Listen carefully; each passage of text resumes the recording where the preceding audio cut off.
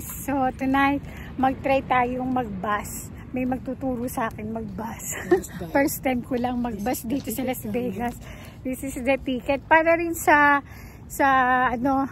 New York. When I was in New York, I use bus for transportation. Try ko lang, kasama ko yung aking aking PA. Yan. So today may pupuntahan kami, kakain kami ng Filipino food. So ang mahal ba naman ng leave, alam mo kung magkano?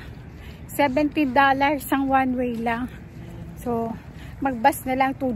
So dito ka maghihintay ng bus. So ito yung kanilang waiting shade. Ayan, meron pong naghihintay yung PA ko. So dito po kami maghihintay ng bus. Ngayon lang po ako magbabus dito sa Las Vegas. Try ko lang po. Pero alam nyo, napakamura, $2 lang compare sa Lyft or sa Uber, $16 one way.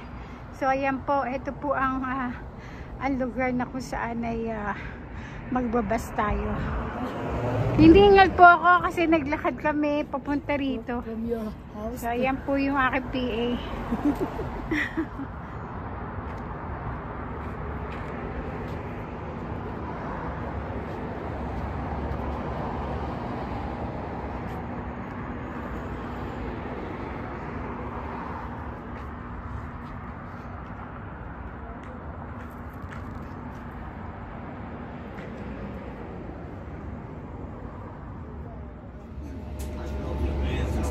New York lang ako dati, ganito ako noon babas lang ako. Antay tayo sa papulo naman nito. Pwede rin. Ewan kaya sa Pizza Bar and Grill, mga Marites, kakain tayo ng Filipino food. Hindi pa yan, hindi yan yun. Meron pa yung isa. Mga Marites, sakay na tayo. Ikaw na sa akin. Hindi nga marunong. Dalawa siya